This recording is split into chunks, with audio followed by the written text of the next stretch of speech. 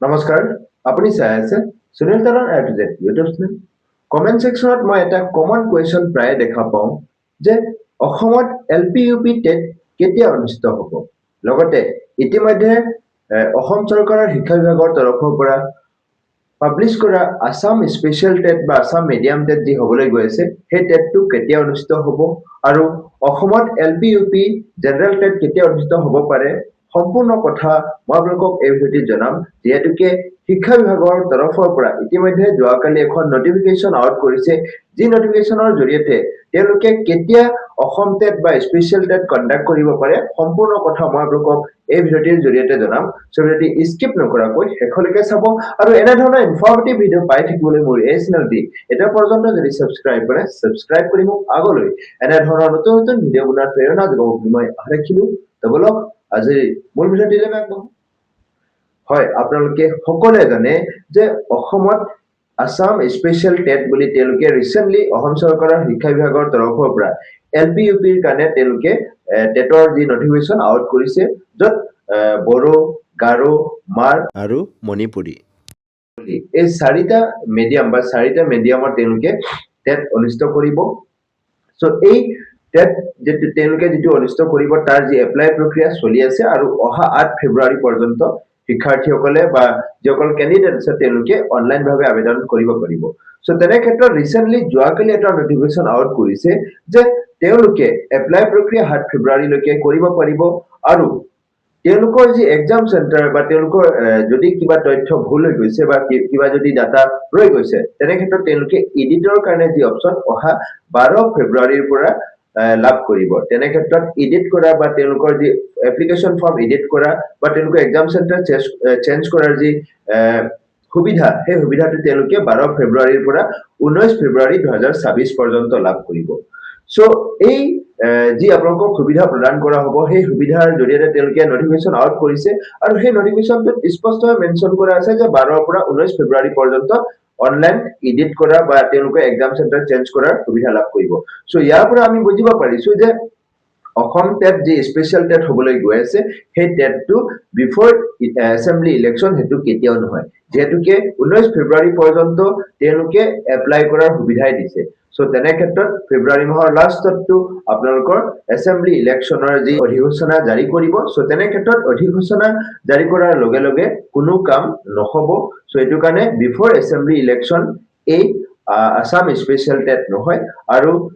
আপোনালোকৰ যি এক্সাম হেতু খুব সম্ভৱ আপোনালোকৰ মে জুন লৈকে গৈ পোৱাৰ সম্ভাৱনা বেছি আছে যেহেতুকে এছেম্বলি ইলেকশ্যনৰ পাছতহে এই আসাম স্পেচিয়েল টেট হ'বলৈ গৈ আছে বা আসাম স্পেচিয়েল টেট অসম চৰকাৰৰ শিক্ষা বিভাগে কণ্ডাক্ট কৰিব সো এইখিনিতে মই আপোনালোকক জনাই দিব বিচাৰো যিসকল শিক্ষাৰ্থীয়ে জেনাৰেল টেট দিম বুলি ভাবি আছে বা এলপি ইউপি টেট দিম বুলি ভাবি আছে তেনে ক্ষেত্ৰত অসম চৰকাৰৰ শিক্ষা বিভাগে জেনাৰেল কেণ্ডিডেট বা জেনাৰেল টেট কণ্ডাক্ট কৰিব নে নাই এই সন্দৰ্ভত বহুত শিক্ষাৰ্থীৰ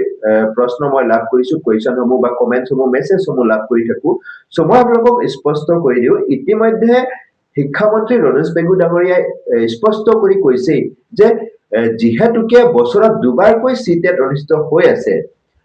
এই বৰ্ষটো অহা ফেব্ৰুৱাৰী মাহৰ 8 তাৰিখে অনুষ্ঠিত হ'ব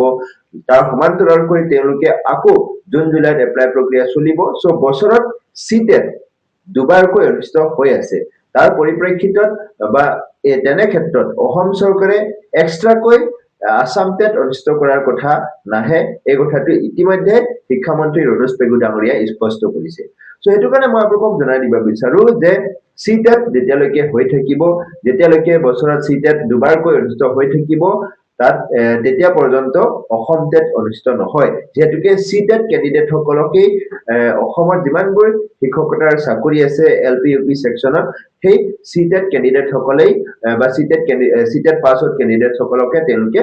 প্ৰদান কৰি আহিছে বা এপ্লাই কৰাৰ সুবিধা প্ৰদান কৰি আহিছে সো তেনে ক্ষেত্ৰত অসম টেট যে 2026 অনুষ্ঠিত হ'ব তাৰ সম্ভাৱনা নিশ্চয় কম কিন্তু যদি হয় তেতিয়ালে আপোনালোকৰ এই 2026 লাষ্টৰ ফালেহে হ'ব অৰ্থাৎ যদি হয় লাষ্টত অৰ্থাৎ আপোনালোকৰ নৱেম্বৰ ডিসেম্বৰ মানতহে হ'ব তাৰ আগত কেতিয়াও নহয় কিন্তু যেহেতুকে সিটেট যদি হয় তেতিয়ালে অসম টেট কেতিয়াও অনুষ্ঠিত নহয় এই কথাটো আমি ইতিমধ্যে ৰমেশ পেগু ডাঙৰীয়াই কৈছে আৰু সেই কথাটোকে মই আপোনালোকক পুনৰাই কৈছো সো হেতু কাৰণে আপোনালোকে অসম টেট যে হ'ব হেতু আশা বাদ দিয়ক আপোনালোকে সি টেটৰ কাৰণে প্ৰিপাৰেচন চলাই যাওক সি টেটত আপোনালোকে ভালকৈ প্ৰিপাৰেচন কৰি পেলাই ভাল মাৰ্কছ আনিবলৈ চেষ্টা কৰক যাতে আপোনালোকে এডভাৰটাইজমেন্ট আউট হোৱাৰ লগে লগে আপোনালোকে এপ্লাই কৰাৰ সুবিধাসমূহ লাভ কৰে সো হেতু কাৰণে আৰু এই এডভাৰটাইজমেন্ট যেতুকে 4500 ফেব্ৰুৱাৰী মাহত নিযুক্তি লাভ কৰিব এই 4500 এপইন্টমেন্ট দিয়াৰ পাছতেই আপোনালোকৰ এডভাৰটাইজমেন্ট আউট হোৱাৰ সম্ভাৱনা বহুত বেছি আছে হেতু কাৰণে সমূহ শিক্ষাৰ্থীয়ে যাতে সিটেটৰ কাৰণে প্ৰিপাৰেচন ভালকৈ চলাই সিটেট পাছ আউট হৈ পেলাই যাতে আহি থকা এডভাৰটাইজমেন্টত এলপিইউপি সেকশনত তেওঁলোকে আবেদন কৰিব পাৰে তাৰ কাৰণে নিজকে তেওঁলোকে এতিয়াৰ পৰা প্ৰস্তুত চলাই যাব পাৰিব সো এইটো আছিল আপোনালোকক জানাবলগীয়া ইনফৰমেশন আৰু এই ইনফৰমেশন খিনি জানি কেনেকুৱা লাগিছে আপোনাৰ ৰায় কমেন্ট সেকশনত দিবলৈ নাপাহৰিব আৰু এনে ধৰণৰ ইনফৰমেটিভ ভিডিও পাই থাকিবলৈ মোৰ এই চেনেলটি এটা পৰ্যন্ত যদি সাবস্ক্ৰাইব কৰে সাবস্ক্ৰাইব কৰি মোক আগলৈ এনে ধৰণৰ নতুন নতুন ভিডিও বনাৰ প্ৰেৰণা দিব বুলি মই আশা ৰাখিলো আৰু এই ভিডিওটি শেষলৈকে চোৱাৰ বাবে আপোনাক অশেষ ধন্যবাদ জয় আই